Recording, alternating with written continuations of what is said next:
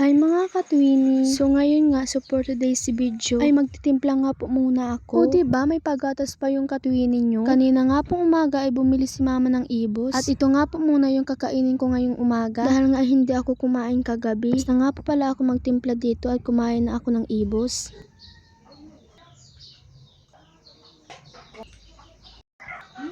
Tapos na nga pala ako maglinis dito sa loob ng aming bahay. Hindi na nga pala ako nag-video kanina, basta alam nyo na yan. Dito nga sa kusina ay yung kakambal ko po yung naglinis dito. Dahil nga ay nagutom ako ay kumain na ako. Munggo nga po pala yung ulam namin. At ito nga po palang munggo ay kagabi pa ito pinalambot. Ngayon nga lang pala ito niluto. Paano ba naman ay hindi kami kumain kagabi? Dahil nga ay nagmerienda din kami kahapon ng pansit canton. Kaya yun ay ngayon lang niluto. Sa mga oras nga na yan ay maliligo na ako. At pinalabas kong muna pala dyan yung aso namin.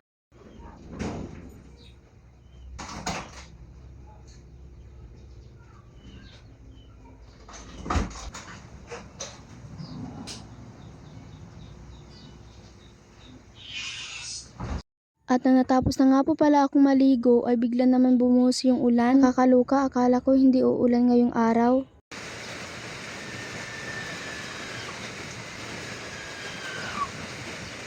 Dahil nga po ay magpapasukan na, ay nagplansya na nga pala ako ng uniform na susuotin sa Monday. Akala mo naman excited.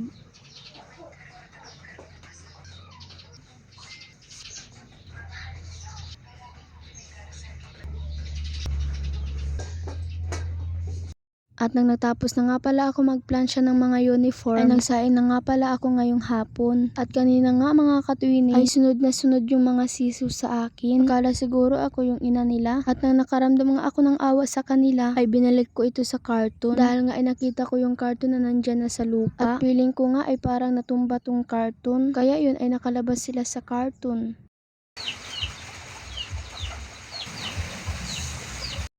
At nang natapos na nga ako dito ay binalikan ko na agad yung aking sinaing. At bago ko nga pala tatapusin yung aking vlog, huwag kalimutang mag-follow, like, and comment. Thank you for watching. Bye!